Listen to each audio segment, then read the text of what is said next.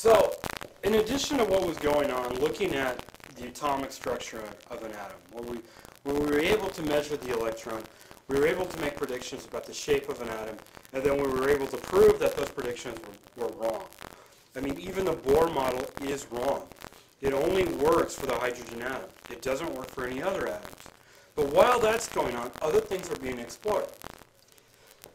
We talked about the double slit experiment when we talked about property of light. Okay?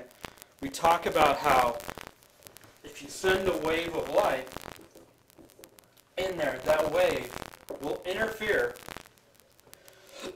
with itself and create these interference patterns.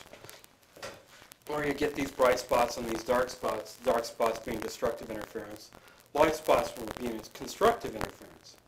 Okay? So what ends up happening next is that we push this idea happens if we start playing with some other material. So much in the same way we were originally able to determine the value of an electron, the mass value of an electron, we generate electrons and we fire them through the slit. Okay?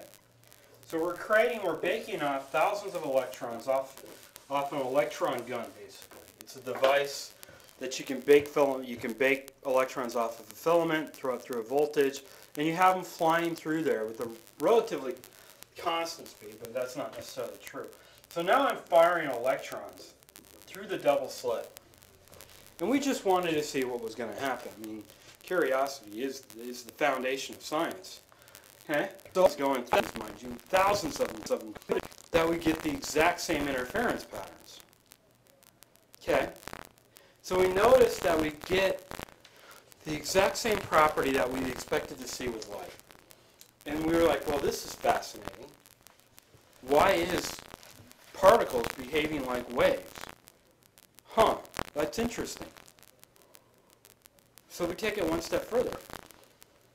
We're saying, well, that electron is interfering with that electron, because I'm sending thousands of them through at any given moment. So those electrons are interfering with themselves.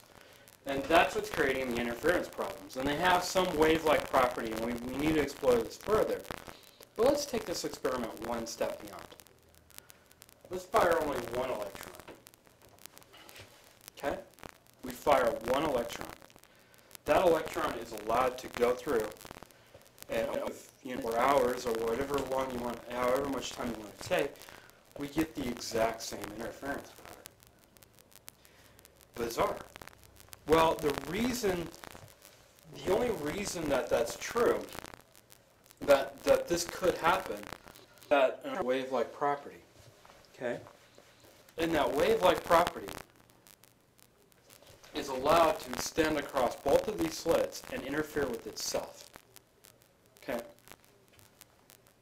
So as the light is traveling, or as the electrons are traveling through that double slit, they interfere with themselves and they strike points. They build up points. Now, step beyond this, and I'm not going to talk about it yet. I'm going to talk about when I talk about Heisenberg's uncertainty.